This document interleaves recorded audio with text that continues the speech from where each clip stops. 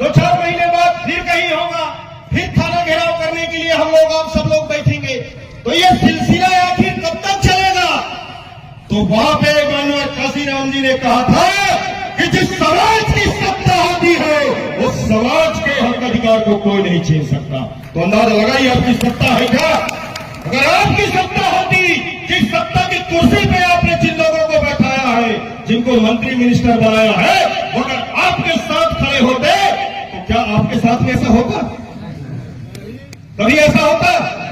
तो अंदाजा लगा लीजिए कि आपने चुनके जिनको भेजा है वो किनके साथ खड़े हैं। अगर वो आपके साथ, अपने सबके साथ ईमानदारी से खड़े होते तो यहाँ के मूल निवासी समुदाय की तक कोई बुरी नजर उठा के देख सकता था? बताइए, क्या देख सकता था? तो साथियों, मेरा कहने का आशा ये है कि गुड़वाला का जो मूल निवासी समुदाय है, ये समुदाय जिस दिन राजनैतिक स्वाभिमान की बात को समझ जाएगा, जिस दिन राजनीतिक तौर से वो स्वाभिमानी हो जाएगा, उस दिन उसके हक अधिकार को दुनिया की कोई ताकत नहीं छीन सकती। साथियों, बातें बहुत ज्यादा हैं। हम तो इस मंच के माध्यम से, और खासकर मैं जानता हूं कि हमारी आवाज किसके माध्यम से जाएगी। तो जो एलआईबी के साथी हैं, आईबी के जो साथी हैं, उन साथियों से हमारा विशेष रिक्वेस्ट है इस मंच के माध्यम से कि आप लोग हमारी आवाज को कैद करिए और इस प्रदेश के और इस देश के जो गृह मंत्री हैं, एक हमारे मध्य प्रदेश के सम्माननीय मोहन यादव जी और देश के गृह मंत्री माननीय अमित शाह जी, वहां तक हमारी आवाज को पहुंचा दीजिए और उनको बता दीजिए कि ये हिंदू और मुसलमान के नाम पे देश के अंदर जो नफरत का बीज बो करके वोटों की फसल को काटने का काम करते हैं, वो बंद करें और ईमानदारी से उनका जो काम है उस काम को करें। अगर मध्य भारत के अंदर मूल निवासी समुदाय की बहन बेटियों के साथ में गलत होगा, यहाँ के मूल निवासियों के ऊपर अन्याय अत्याचार होगा, तो हम वो लोग हैं जो अंग्रेजों से नहीं डरे जब संविधान नहीं था। अब तो संविधान बन गया है ना, उस समय संविधान नहीं बना था तो उनसे हम नहीं डरे थे जिनके राज में सूरज नहीं डूबता रहा और लहू नहीं सूखता रहा। उन अंग्रेजों से हम नहीं डरे, तो एक काले अंग्रेजों से हम डरने वाले नहीं। और जिस दिन हम बात में आ गए, यहाँ का जो मूल निवासी समुदाय है ये जैन समाज से भी ज्यादा अहिंसक है, बहुत ज्यादा हिंसक है। लेकिन अगर दिमाग जो घूम गया तो 4 पैर वाले को जंगल में खदेड़ के मारता है तो 2 पैर वाले किस खेत के ढेला है। तो ये हमको हमारी औकात में आना न पड़े। जिस तरीके से आपने कानून की प्रतिष्ठा की बात की थी, इसी पिंडरई के बगल में भैंसवाही गांव बुलडोजर चला था ना, चला था मोहन यादव जी, बुलडोजर का टायर पंचर हो गया है क्या? बताइए, हमारे मुस्लिम भाई लोग टायर पंचर बनाया करते हैं, बनवा देंगे। टायर पंचर बनवा देंगे हम। बुलडोजर में डीजल न होगा, डीजल की भी व्यवस्था कर देंगे। और अगर ऑपरेटर न हो तो वो भी बताओ, हम खुद चलाने के लिए तैयार है, लेकिन बुलडोजर तो चलेगा। जिस तरीके से आज पश्चिम बंगाल में पूरे भारतीय जनता पार्टी के नेता मगरमच्छी आंसू बहा रहे हैं, इस देश की माननीय राष्ट्रपति महोदया तक बोल रही है कि नहीं बहुत ज्यादा हो गया, आप बस कुछ नहीं करके। तो मध्य प्रदेश में क्या हो रहा है भैया? एनसीआरबी की रिपोर्ट हम देखे तो पूरे देश के अंदर यहाँ के मूल निवासियों के ऊपर सबसे ज्यादा अगर अन्याय अत्याचार हो रहा है तो 1 नंबर में बाबा योगी आदित्यनाथ का उत्तर प्रदेश है और दूसरे नंबर में मोहन यादव का मध्य प्रदेश है।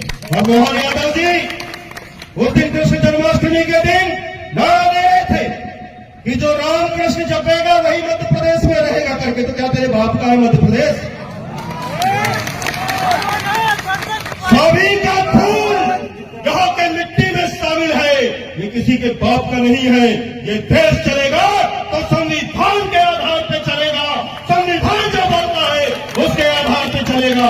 ये नागपुर के जो संतरे लोग हैं उनके इशारे पे आज मध्य प्रदेश एक तरफ भारतीय जनता पार्टी बोलती सोचती है कि अमृतकाल चल रहा है।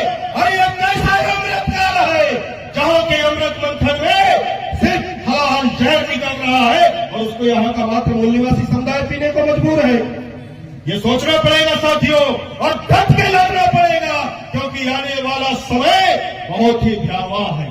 मैं तो 2020 के बाद गोंडवाना राज संकल्प यात्रा के माध्यम से लगातार 4 वर्षों तक इस मंडला जिले के 9 विकास खंडों को नापा हूं, देखा हूं, समझा हूं। अब समझ में आ रहा है 9 अगस्त को विश्व आदिवासी दिवस मनाते हैं हम लोग, हमारा समाज, और 10 अगस्त को रात के 1:30 बजे आपके मंडला कलेक्टर का ट्रांसफर हो जाता है ना। डिंडोरी जिले के कलेक्टर का ट्रांसफर हो जाता है, और जिस जिले का मैं रहने वाला हूं अनूपपुर जिला, वहां के कलेक्टर का भी ट्रांसफर हो जाता है। लोग नहीं समझ पा रहे हैं कि ये 3 कलेक्टरों का ट्रांसफर क्यों हो गया। इसलिए मैंने शुरू में ही कहा था कि जहां न पहुंचे रवि वहां पहुंचे कवि, और जहां न पहुंचे कवि वहां पहुंचे अनुभवी। दादा हीरा सिंह मरकाम जी ने 2005-6 के दौर में अमरकंटक मां नर्मदा के उद्गम स्थल से एक यात्रा का शुभारंभ किया करते थे। नर्मदा बचाओ, गोंडवाना बचाओ, भारत कृषि भूमि बचाओ, भारत राष्ट्र बचाओ, ये उनका यात्रा चला करता था। हमारे घमसौर के बहुत साथी उसके गवाह हैं। 7 दिन तक वो चलते थे, अमरकंटक के नर्मदा के किनारे किनारे घमसौर होते हुए छुटका में जाके समापन किया करते थे। वो दादा हीरा सिंह मरकाम को हम दादा क्यों बोलते हैं मालूम है? उनकी दिमागी दादागिरी के चलते उनको हम दादा बोलते हैं। उनकी उस यात्रा से केंद्र सरकार के 6 प्रोजेक्ट रुके थे।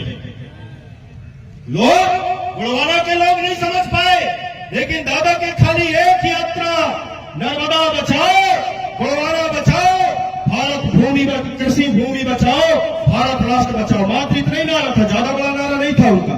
और सिर्फ उस यात्रा के चलते दादा हीरा सिंह मरकाम के जीते जी छुटका परियोजना पूरा नहीं हो पाया सरकार का। ये उस यात्रा की देन है। हमारे डिंडोरी जिला और फिर अनूपपुर जिला के बॉर्डर में शोभापुर नर्मदा पर बांध बन रहा था, वो दादा की इस यात्रा के चलते रुका। आपका मवई, मंडला जिले का मवई ब्लॉक और डिंडोरी जिले का उधर कमरपुर समरापुर ब्लॉक अपर बुढ़नेर परियोजना चल रही है, वहां पे वो दादा के इस यात्रा इस आंदोलन के चलते रुका था। आपका बसनिया बांध जो डिंडोरी जिला के निवास ब्लॉक और डिंडोरी मंडला जिला के निवास ब्लॉक और डिंडोरी जिला के मेहंदवानी ब्लॉक, वो भी दादा मरकाम के उस आंदोलन के चलते रुका था। उधर आपका डोगरिया बांध डिंडोरी जिला का, वो भी दादा के उस आंदोलन के चलते रुका था। और सबसे बड़ा जो आपका कान्हा से लेकर ये अचानक मार का कॉरिडोर बन रहा है साथियों, ये भी दादा की उस यात्रा से रुका था। और ये 3 कलेक्टरों का एक साथ जो ट्रांसफर हुआ है, तो हमको अंदेशा है कि सरकार पूरी ताकत लगा के इन प्रोजेक्टों को चालू करने का काम करेगी। और इस भरे मंच से हम ऐलान करते हैं कि गोंडवाना गणतंत्र पार्टी न जान देगी न जमीन देगी। अभी तक हम लोग तो नारा लगाते रहे ना कि जान दे देंगे जमीन नहीं देंगे करके, यही नारा हमारे समुदाय के लोग लगाए, लेकिन नहीं, अब हमने नारा बदल लिया है, न हम जान देंगे न जमीन देंगे। और ये प्रोजेक्टों को, ये जो आदिवासियों की बसाहट है, आदिवासियों का जहां पे एक सभ्यता और एक संस्कृति पनपी है, जहां के जमीन से जिन आदिवासियों का आत्मिक लगाव है, जिन नदी पहाड़ों से वहां के लोगों का लगाव है, उस जगह से उन लोगों को हम विस्थापित नहीं होने देंगे। ये हम इस समाज को वचन देते हैं, लेकिन समाज को भी आज जिस तरीके से हमारे साथ खड़े हैं उस तरीके से खड़ा होना पड़ेगा साथ में। और जब परीक्षा की घड़ी आती है तो उस परीक्षा की घड़ी में हमको राजनैतिक स्वाभिमान दिखाना पड़ेगा कि नहीं दिखाना पड़ेगा? कब तक सड़कों में हम बैठेंगे बताइए? दिखाना पड़ेगा। कब तक हम लोग सड़कों में अपने हक, जो हक अधिकार हमारे बाबा साहब भीमराव अम्बेडकर ने संविधान में लिखा, उस हक अधिकार के लिए हम कब तक आंदोलन करेंगे? अरे हम खुद सत्ता में बैठ जाए ना, अपनी संख्या बल को हम पहचान जाए। जिस दिन हम अपनी संख्या बल को पहचान की बहन बेटी की तरफ कोई उंगली उठा के नहीं देख पाएगा। साथियों, ये मेरा दावा है। ये सामने बाबू सुभाष चंद्र बोस जी की प्रतिमा है। इन्होंने एक नारा दिया था देश की आजादी के समय में कि तुम मुझे खून दो, मैं तुम्हें आजादी दूंगा। हम इस मंच के माध्यम से आप लोगों से अपील करते हैं कि आप लोग गोलवाना को वक्त दो, गोलवाना आपको ताजो तख्त देगा। हफ्ते में खाली एक दिन का समय निकाल के आसपास के गांव में जाइए और जो मैं एक शब्द बोला ना, इस आंदोलन के माध्यम से गोलवाना में बहुत सारे शेर तैयार हो गए हैं। इन सब शेरों को एक साथ बैठाना शुरू कीजिए, नहीं तो अगर ये शेर आपस में लड़ते रहे तो लकड़ बच्चों का और लकड़ बग्गों का राज चलता रहेगा। साथियों, वक्त बहुत कम है और हमने देखा है कि जब भी गोलवाना गणतंत्र पार्टी का कोई कार्यक्रम होता है, कोई भी विरोध प्रदर्शन होता है, तो ज्यादातर लोगों की नजरें उमरिया तरफ चली जाती है। जो वहां दनादन कूट दिए थे पुलिस वालों को, हो गया था कि नहीं हो गया था? तो मैं इस मंच के माध्यम से जो IBLIB के लोग हैं उन लोगों को बताना चाहूंगा कि गोलवाना के लोग जो है पूरे देश के अंदर अगर संविधान की सबसे ज्यादा कोई इज्जत करता है तो गोलवाना की मूल निवासी समुदाय की लोग करते हैं। पूरे देश के अंदर मंदिर मस्जिद की लड़ाई बहुत हो रही है, लेकिन क्या किसी समाज ने कहीं पे संविधान का मंदिर बनाया है? बताइए, नहीं बनाया ना। गोलवाना के मूल निवासियों ने इस देश के अंदर सबसे पहले भारत के संविधान का मंदिर स्थापित किया है। वहां पे किसी भगवान की प्रतिमा नहीं है, वहां खाली संविधान का प्रस्तावना है। तो हमारे पुरखों ने भी संविधान की इज्जत किया था और हम भी हमारी जो लड़ाई है उसको हम संवैधानिक तरीके से लड़ना जानते हैं। हाँ, बीच में लोगों का दिमाग खराब हो जाता है, और वो दिमाग क्यों खराब होता है? ये कहीं न कहीं पुलिस की चूक होती है, तब दिमाग खराब होता है। अरे पुलिस अगर ईमानदारी से काम करे, सही को सही और गलत को गलत कहना जिस दिन पुलिस वाले सीख जाएंगे, उस दिन गोलवाना के लोगों का दिमाग खराब होना बंद हो जाएगा। हम बहुत ईमानदार लोग हैं और हमारी ईमानदारी का प्रमाण है कि हमारे पुरखों ने 1750 वर्षों तक राज किया था। ये ईमानदारी का प्रमाण है ना।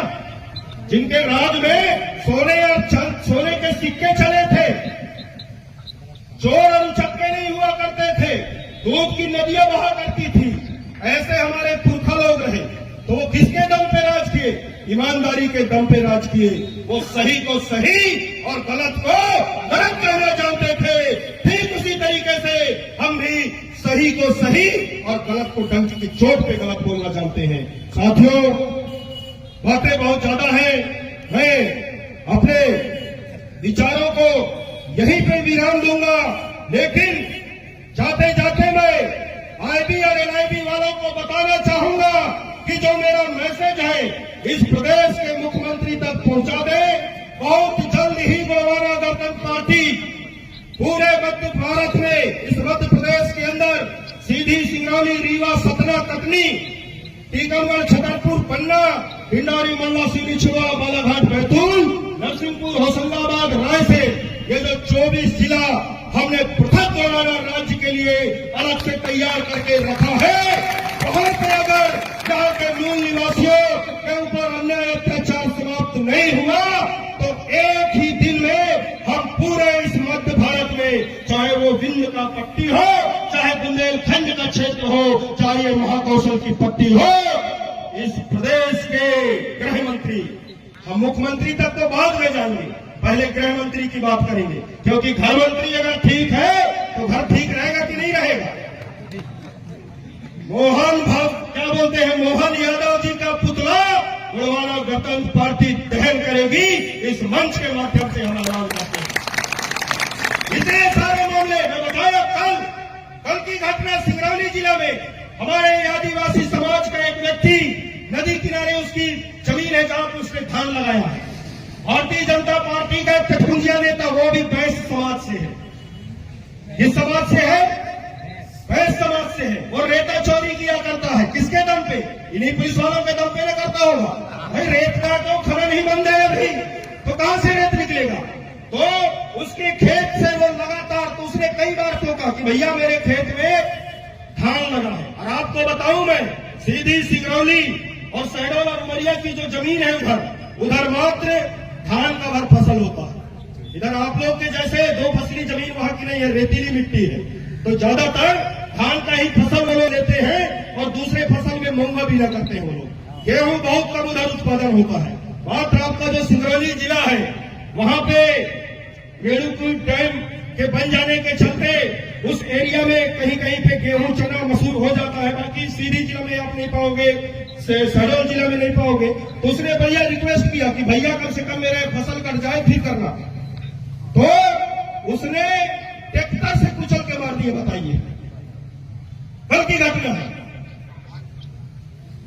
जमीन उसकी, फसल वो लगाया है और वो अगला आदमी रेत चोरी कर रहा है। इसके बावजूद भी कुचल के मारने की हिम्मत उसके अंदर क्यों आई? क्योंकि उसको लगता है कि मैं भारतीय जनता पार्टी का नेता हूं और मेरा बाप यहां का मुख्यमंत्री और गृह मंत्री है, इसलिए ना वैसा कर पाया।